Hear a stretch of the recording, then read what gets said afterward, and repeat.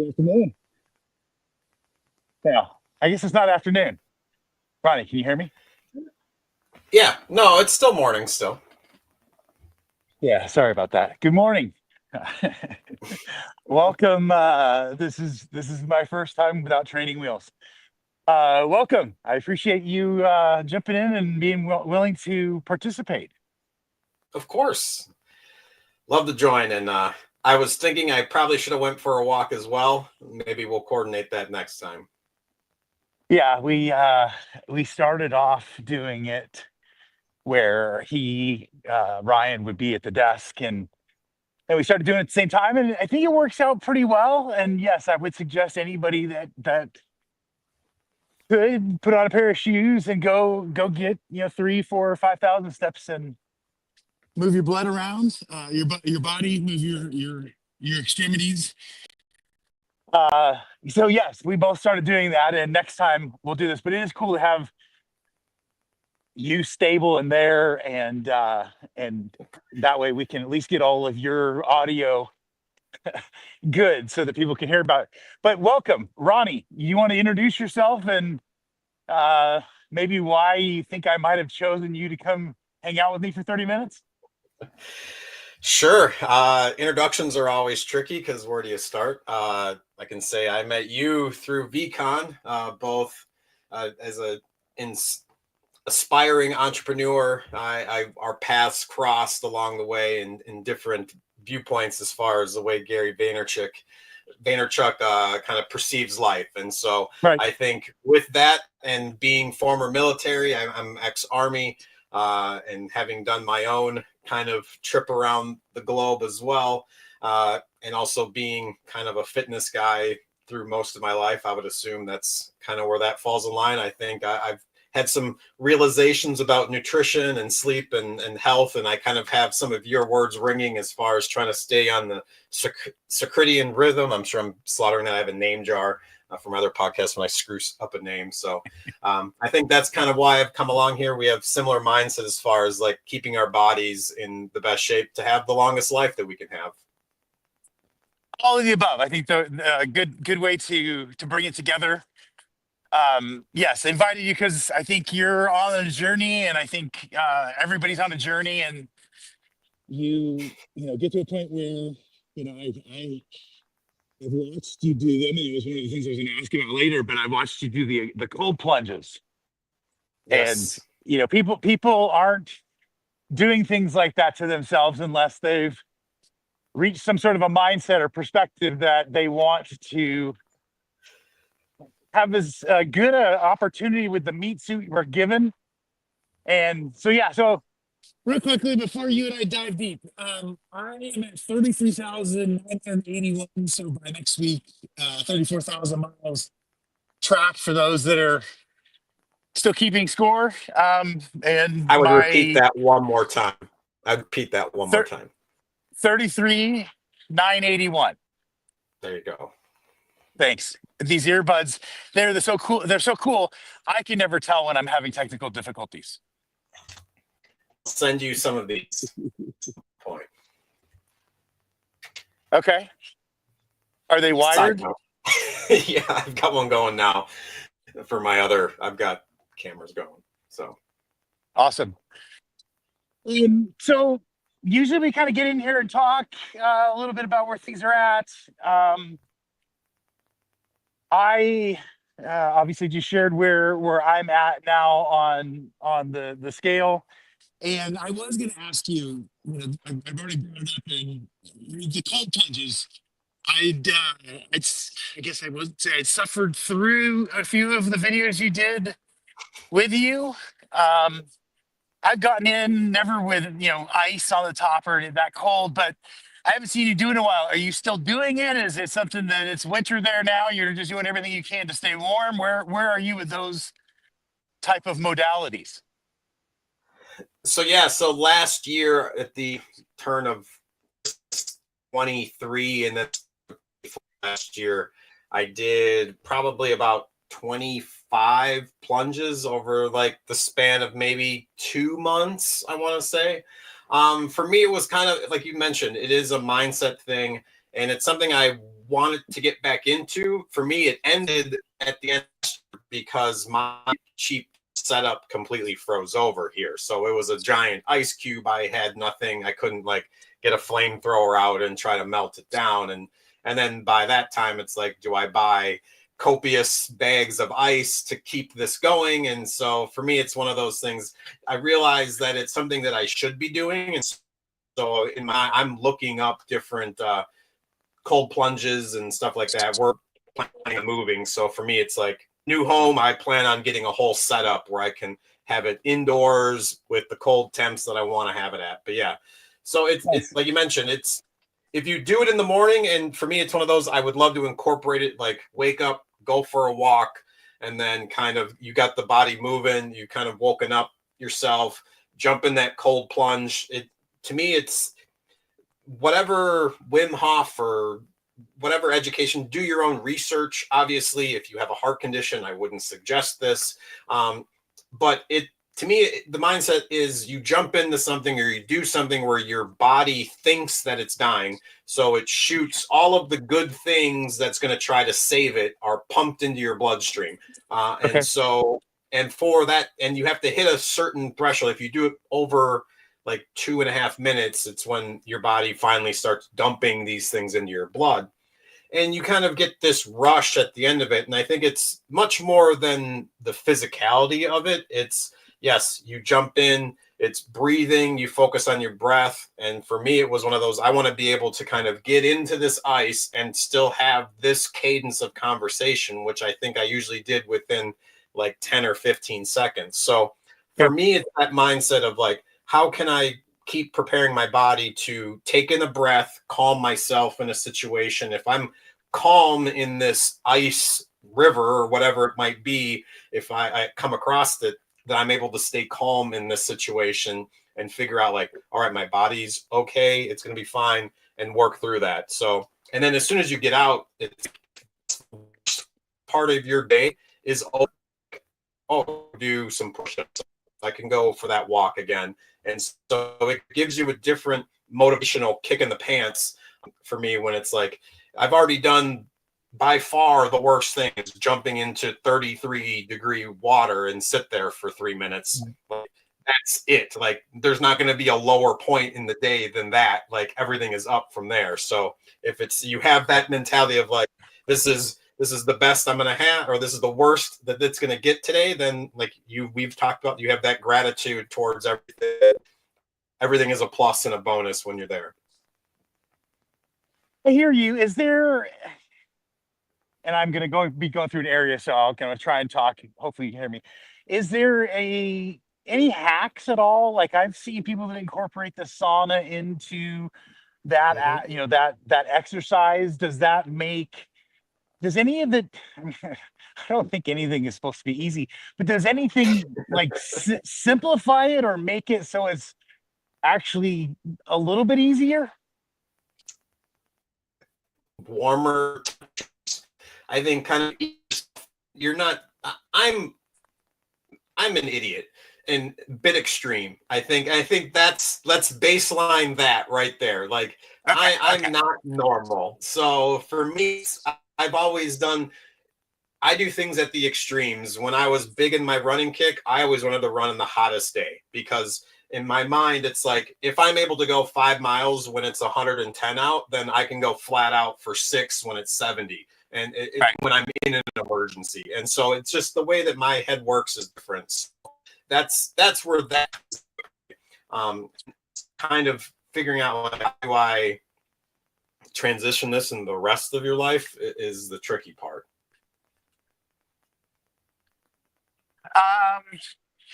Is that component the being able to breathe? Is that like slowing your heart down, focus mentally? Is that, not what you gain from it for stress or situations where you're being put in I don't know, a place where you have to do something that's either emotional or physical? Yeah, for me, what's and I've noticed it, especially too, like thinking back on traumatic events or periods or whatever it might be. I'll give the example of like just crossing the DMZ into Iraq. When we went across, it's you kind of have like this rush of anxiety, adrenaline, like, and it's how do you focus that? And I've said it before, and whatever manifestation that my brain did, it made it feel like a video game. So I kind of slowed everything down. It was kind of, I have to focus on what's in front of me. Like if I'm worried or thinking about anything else, like I just have to deal with the task at hand. And so I've noticed that kind of over time, that through any crazy event, I'm calm and I'm usually focused and just I get through it. After the fact, I might be an emotional wreck. Like once I'm safe and everything's fine and things, then I'm like, then I purge whatever feelings that I might have. But so stay with that. How do you? I was gonna say, stay with that. How do you stay calm, cool, and collected, and then deal with that rush of emotions? Is it just cry it out? Is it run and do exercise? Where do you let that off, or how do you do that in a healthy way, if possible? Yeah, I think it's doing it in a healthy way, finding whatever moment like that you can do. It's funny, like you mentioned, it was running has always been something, whether it's crying, watching a animal movie that gets sad at the end or something. It's funny. When I was a server, I discovered that there was this thing. It's like the, I want to call it healthy violence, essentially, where if I had a table where the guest was super rude, but I still had to play it cool. I wanted my tip. And however, I'd go in the back, you'd stab a lemon a bunch of times and throw it against like the dumpster. It would just turn into shards. And so it's like that visual representation in a healthy, violent way, I think was something that I was like, okay, if I do this, as long as I'm not throwing it at somebody, I'm taking something that's not going to value or damage, and it's a healthy release in some way of like, how do I get this out? So I think there is like various a voodoo ways. Doll. Kinda, yeah. Just you've got to direct your energy out, like, and I think that's something for a lot of people is that you're holding it in. It's like, no, I'm weak if I let out this emotion or something. And for me, it's like cry, it's like sex. It's like as soon as it's done and it's out, it's like it's this purge that you just have this comfort and release afterwards. And so I think that's where I think releasing an emotion rather than like holding on to it and fighting whatever you're feeling, to me, never worked for me. I just ended up more anxious, more depressed, whatever it might have been, and it just compounds itself. And so to me, you have to just release whatever you're worried about and face it. I've always said, open the mail that you don't want to. You got to deal. I have I don't think I've kept track, but I have probably a handful of songs, and I haven't been able to figure out. I haven't been able to figure out on this handful of songs. Did I listen to the song when something was happening, or the other way around? I don't know where the impetus was, but now God, what's the word? I use them. I use these songs as a channel to turn on the waterworks if there's some built up set of stuff going on in my body. Like I literally know, hey, if I'm feeling this a level that takes me from green to yellow, I'm not red. I don't really, the only time something red happens now is when I'm kind of forced back into or old mentality, when something takes me really, really, really by surprise. But and then ADD kicks in. I forget what I'm trying to say, but I found that if I don't go all the way, was I talking about breathing? No, it was the mute. I'm gonna jump in because I'm stealing this. 24 is one of my favorite shows. Jack Bauer, Kiefer Sutherland, and so he did like he actually was like the tour manager for this band that I like, Rocco DeLuca and the Burden, and they did like this video. Check them out. Check this out. And one of the things he said that like resonated with me, it was on my Facebook page forever, was that music can transport us emotionally like through time. Like you can be there and you remember the song that was on during your first kiss, or like Yep. that you, when you were out with your friends causing a ruckus, like you remember that like kind of chaos song and it kind of brings that back. So like music is one of those transporters for sure. And I definitely agree that I'll throw on a song, whether at least, and I go back to 20-year-old me with some Linkin Park or Eminem when I just need to rage Yeah. out and just kind of Yep. get it out. And it's funny, I'm sitting here bopping and I hear a Limp Bizkit and I'm like kind of ashamed of myself, but it's like that's who that kid was that needed to kind of release this aggression, and music was definitely that help. And I was going to say one other quick thing that I've noticed, at least for me, as far as dealing with stress and having this kind of rotation, was I had two cats, Charlie and Chloe. And Chloe, she's currently over here sleeping next to me, about to turn 18. And when I met her, she was very calm, cool, was curious about things. And to me, that was always something that I noticed and kind of was like, I kind of feel like I'm that. And then I saw Charlie, who was skittish, anxious, like always worried and kind of tense all the time. And unfortunately, he passed away at the end of 2020. And so to me, it was one of those things like, that's a big opener. Like if you're tense and worried, like your body and everything is just, it's going to be fighting itself. Where if Yep. you can be relaxed and tense and curious and always have an interest or something that's going to kind of motivate you each day, you're just kind of a little more happy and fluid. And I feel like those are the things that are going to extend your life and make things easier as you go. Yeah, I think definitely being able to. I never understood it, but they always said that you always wanted to be as close to that Zen line as possible. And I'm like, no, no, Mhm. you want to be happy. You want to be happy. And it's like, well, Yeah. yeah, you want to be happy within reason. You want to be Mhm. happy for, I guess, even probably the appropriate reasons. And, not, because you got 75 likes on a post or something that's, not sort of. Sorry, I should have said that out loud. First thought is always wrong. Remember that. First thought is always wrong. My point is, you know my point was that basically that if you can stay as close to that line, then it's as good, it's good for your heart, it's good for all your systems. I still think the cold plunge or sauna or, Mhm. extreme mutter or those kind of things are stressing. So your body is never going to be not stressed, but being as close to Zen as you can, as often as you can, is the best method, is what I've been told. And I'm starting to feel that. Yeah. No, sauna's funny. Sauna, kind of a sniffle cold, and for about 12 minutes a day, medium setting, and like he's playing on the window and the steam. So I think finding those things, and just because for me, it's like, how healthy are you eating when it gets to the cold season? If you're, this is in the whole rabbit hole. It's like, I got to stop eating fruit snacks, the other candies and stuff, because I notice I'll wake up and I'm not the same that I was in a day when I didn't have any of that stuff. So I think all of that attributes, and it's, again, it goes to how much am I going to stress about it, if I'm going to worry and then fight it. Like I think those are things too that we might overthink some things. And for me, it's what do I have in front of me, and if I can remove some of the bad stuff that's in front of me, I make less poor decisions.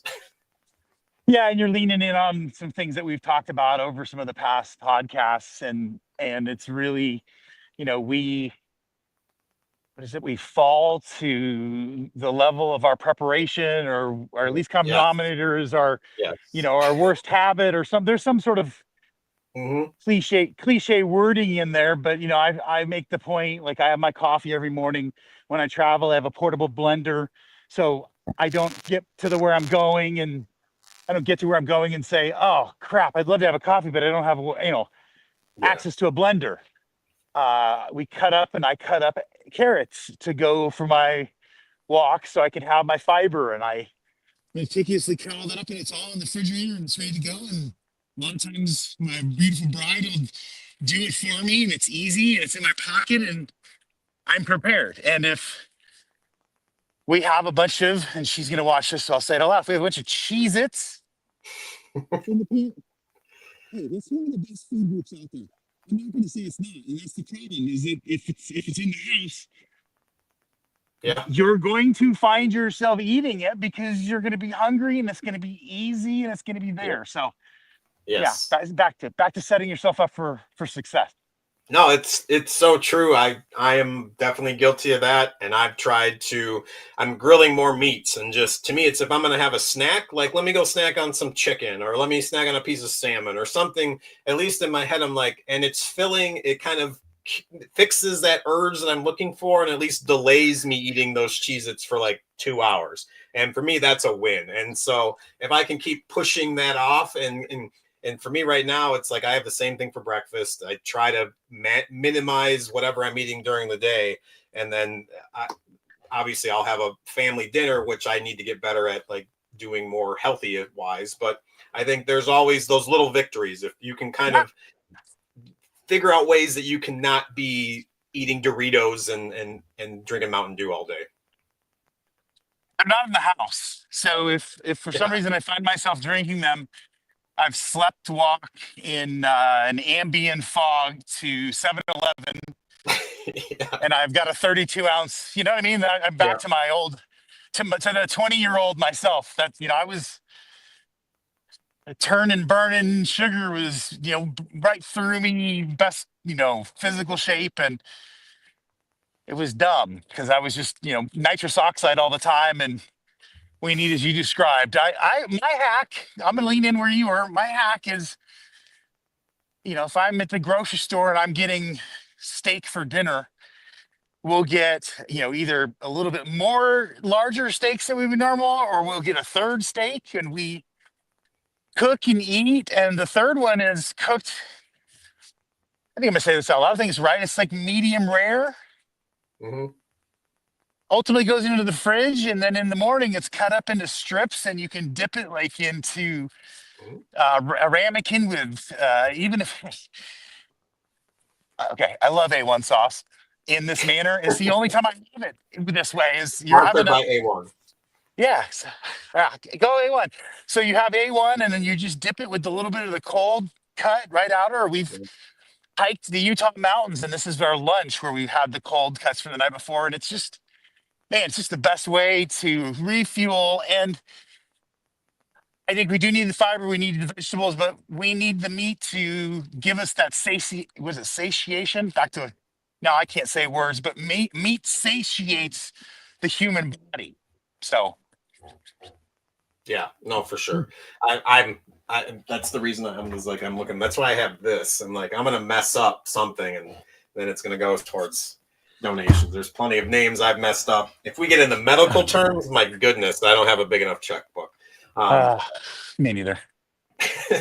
but no, that I agree. I think it's funny. My son, I just cut up some steak, and he's just discovered steak sauce within the last like week, and is in love with it because he's a ketchup fiend. And so for me, anything other than ketchup, I'm happy with. So We're a condiment society. I yes, we just are. we became that, and I don't know if that's the Heinz family that we have to go thank or something of that nature. But yes, One of them. I do find myself out of the country and without those kind of condiments, and just a boring steak with potatoes and some vegetables and a piece of French bread and a French island is way better than being at home with A1 sauce. True. So hey, I'm on this long walk. I'm doing the walk. I know that you do move your body. You mentioned it earlier, are you still competing? Are you still signing up for 5 and 10Ks? Are you doing any of that sort of challenges, or what's on your calendar to keep your brain sane? There's a list of stuff behind me. That's one of the things. Well, right now we're getting out of the deep freeze here in Chicago. I don't have the Okay. luxury of Texas weather to kind of get out as much as I probably should. It is getting much nicer, and so it's funny. Like I keep thinking, like I got to get back out and kind of bundle up. I lost about 30 pounds last year just getting Wow. out and like forcing myself to kind of do these walks up through the preserve. So between 3 and 5 miles typically was a daily occurrence through all of the, I want to say it was like April. I got the news like in March that I was like the weight that I was, and I was like, oh my goodness. And I was like, let's get to walking. And Yep. then just made a conscious effort every day to kind of go 3 to 5. Found different routes in my area. Thankfully, I have a little forest preserve that's nearby that I can go and walk through. And then, yeah, just stayed consistent and did that probably up until the holiday season. And then it kind of got cold here and juggling all kinds of family stuff. And so for me right now, it's one of those, I need to start thinking about it. I've actually been doing some in-house push-ups, sit-ups, planks and stuff just to kind of do something. And it's funny, like I asked Gary Vee about it of different days. Me and my son start doing like workout Wednesdays. He's started doing some push-ups and stuff. So we're playing around with that. I don't want to push it on him, but to me, it's if something that he wants to do, I think then, yeah, I'm going to participate and help. And I think him seeing me do stuff is going to be one of those. I saw my dad out, and I think just, it wasn't something that my dad forced on me. He just showed me, and he was a healthy individual. And it's like, oh, these are the practices that you do if you want to be healthy like me. And so I think that's just what I'm trying to represent to him and kind of pass it on. That's great. I think you and I've talked about this even in person. I'm the same way. I've got these 8 down to almost first birthday. Although our youngest grandson will be 1 year old here in just a matter of a week and a half, I think. And yeah, I'm the guy that, in my local area, we live near one set. There's probably 1 to 3 times a week that they see Gramps randomly around town and honk, and I'm noise cancellation, dancing and singing. And most of the time I see him, and the other ones see, my updates, and they know and know, the circumference of the earth thing that I ended up doing, and we had shirts and stuff made, so they're still seeing it. And yeah, I've seen my grandsons, do well in, races at school and things like that, because I think it's important to them, not just because, hey, I want to win, but being in physical shape is something that they're seeing that I'm doing, their mother and father is doing. And so it's like, it's us doing it is so much more powerful than us saying it. Yes. So awesome. Absolutely. That's cool. So you guys are doing push-ups together? Yeah, we'll do different. He dances around, and we'll do some of that, some jumping jacks, and then he was doing push-ups before, but now we're doing full real Army, no knees on the ground push-ups. Okay. So it's impressive to see him kind of get excited about different things, and he's talking. They're doing stuff in gym class, and so it's like, yeah, show me kind of the things that you're doing, and I think that's the biggest thing. It's I'm not telling him to do anything. He's showing me what he's doing, and then we go from there. That's great. What does someone his size and shape do? They do 10? Do they do 12? What's a set of push-ups? I was happy with him. I think he did like 4 or 5 real ones. Yeah. So I wasn't expecting more than that. I think that's a lot more than a lot of people can do. So if he's watching this, I didn't want to minimize and say it was in single digits. So I wanted him to know, he's not. I aspired he's at school right now. Yeah, okay. I aspired. That's great. And I've been watching it. We've gone through the ages where, they would kind of just move their hips, but their arms stayed still. And, then there's other stages where I think their head was moving more than anything else. And so, yeah, if you've got them doing 4 or 5 proper push-ups, that's freaking awesome. Yeah.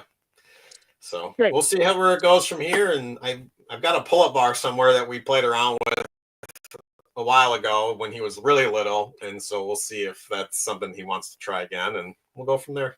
That'd be cool. So, yeah, my shoulder, I got a shoulder injury that I'm nursing, but I miss the pull-up bar.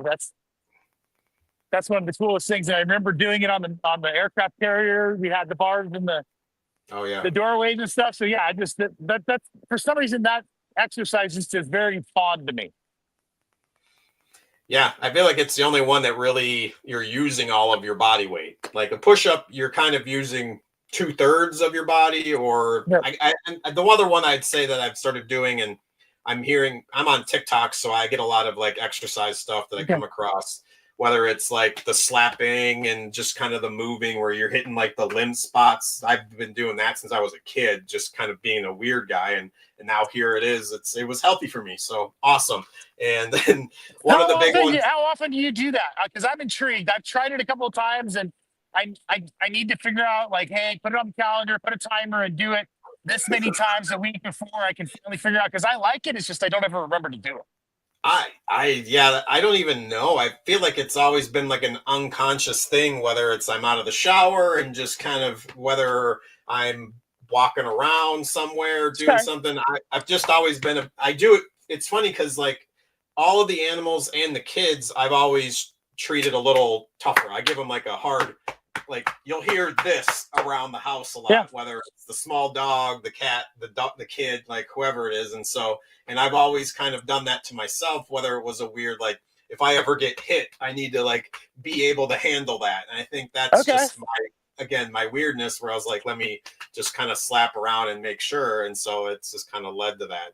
But I was trying to say the big one was just regular full squats. Like I've started doing like 10 squats at a time just to kind of get blood flow and trying to do that a few times a day.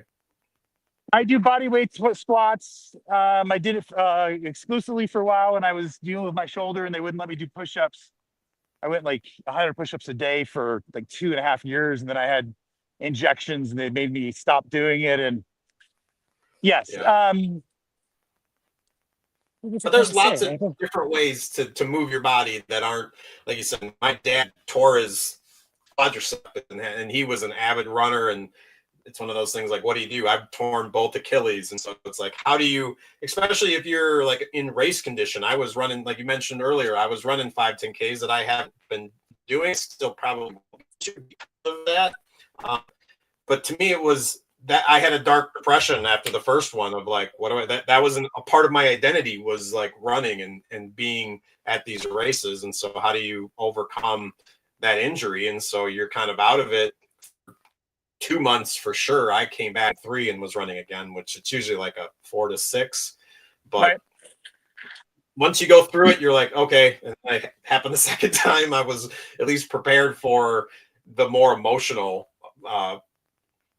hit than the aspects physical of it. part of it. Yeah. Well, I was gonna say, back to the cupping or the, slapping of the skin or the I'm gonna call it a stimulation. Can you hear me?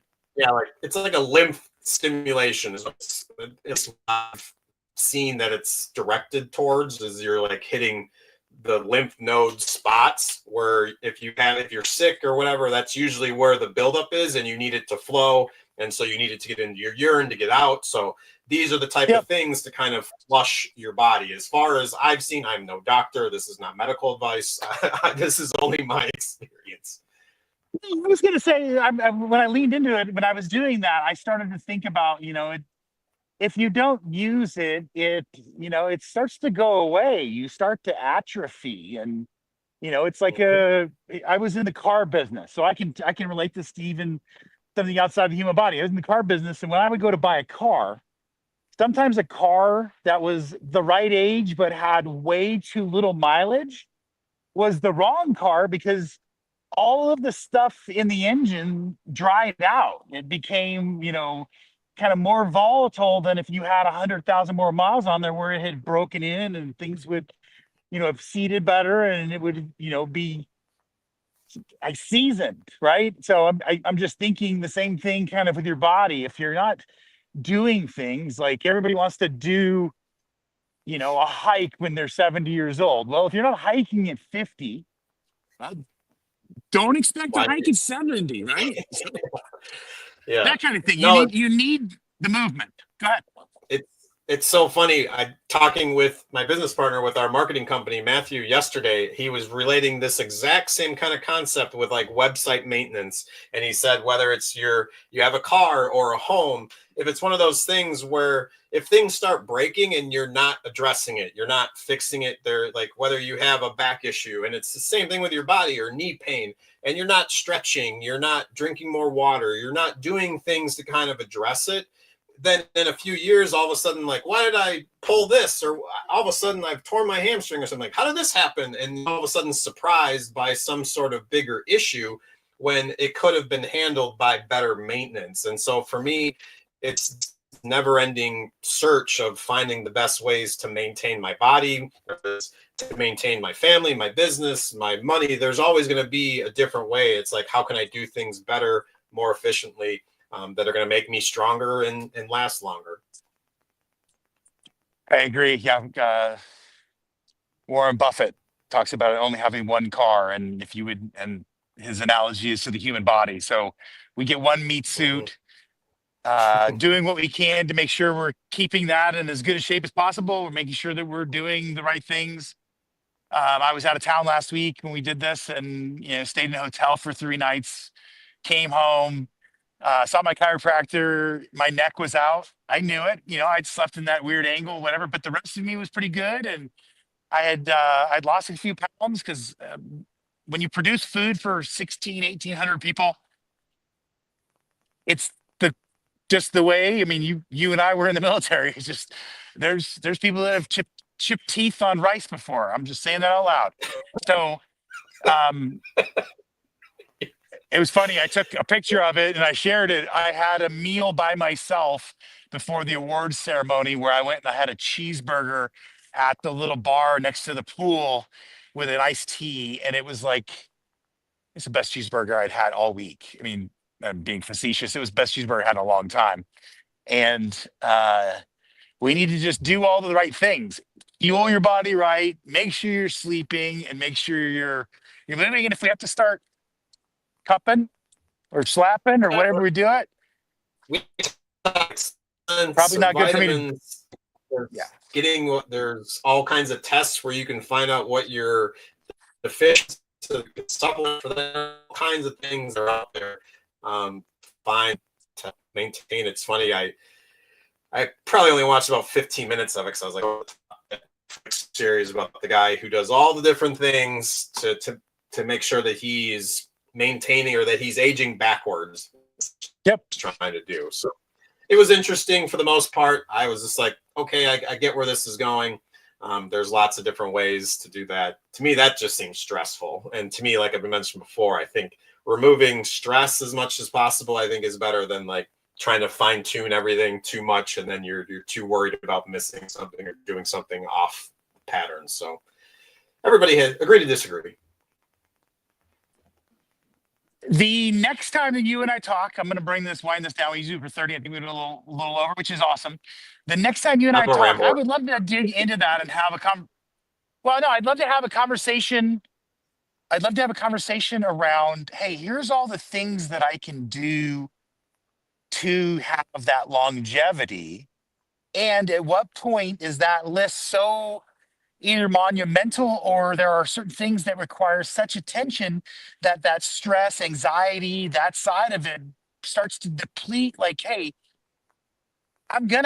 here's me. I'm going to have a bowl of ice cream a week. I love it. It's probably not the best, but Yes. I have to enjoy this thing I'm doing. So let's have a more in-depth conversation next time. No, for sure. I think it comes down to, it's something I've thought of and we'll get into. It's how do I perfect day? Like I know I'm never going to have one. And it's like, how do I do that in my scheme of things? How do I have the perfect day and optimize for my life and trying to do that on repeat? And obviously every day is going to be a fight, a battle to get to that. But it's trying to get to that is the point. And I think you want to have habits like we use an alarm 3 or 4 days a year. We're just kind of natural wake up, that kind of thing. And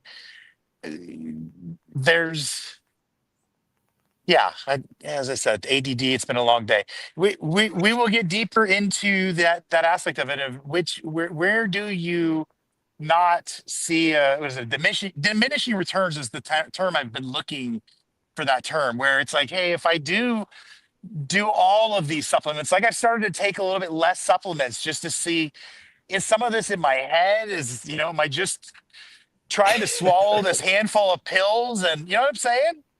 Yes, I totally do. I'm down to be a guinea pig, whether we are playing the the straight man and somebody else is the guinea pig, whatever it might be. It's the discovery that I'm interested in and want to help investigate, because I think we're all kind of looking for little edges. And so whether it's we can find different things, obviously people aren't going to take everything that we do. I'm not going to do all the same stuff that you're doing. Right. But I think if we can try to integrate different pieces or get different ideas, and that's kind of, I think that's what you're going for, is finding a community of people that are trying to kind of bring these different things together and these different ideas and trying different things and letting people know and kind of having a conversation about it.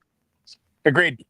Awesome. Hey, Ronnie, I really appreciate you being here. Will you tell people that want to follow you, because you're doing things like, is it D3 basketball? Like that stuff is just intriguing and awesome. But you're doing a lot of cool things with drones that we didn't even get into. How would people see all the cool things that you're doing so that they can still follow you? Oh my goodness. So yeah, if you want to follow me, I'm on Instagram like Aaron_West24. I'm on TikTok at Rondog24. That's blowing up right now. It's where this community can grow. I'm on Facebook. I'm on all of those. And then I also have Run West Media Photography. And so I work with the G League. So they're the league right below the NBA. So it's the professional players are hopping back and up. And so I've been doing photo and video. I just created a new video production company, Gale 4 Studios, which again, it's so we produce a basketball podcast, The Bucket Bros. And then as well with the drone stuff, where I'm now a Part 107 drone pilot. So I can sell drone footage commercially if you have a business and you're looking to get different shots or just different things to kind of feature. We do that. It's kind of sitting right behind me. Got this new Mavic 3 Pro.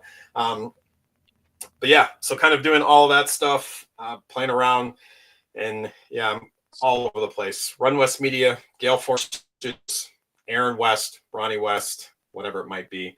Search, find, come find me. iMagnet Media. And I'm gonna say at the bottom of this video we're watching, you can tag yourself as well if I don't successfully do it ahead of time. No, you're good. Thank you for being here. No problem. Thank you for having me. Okay. All right, man. Take care. See you guys next week. See you later.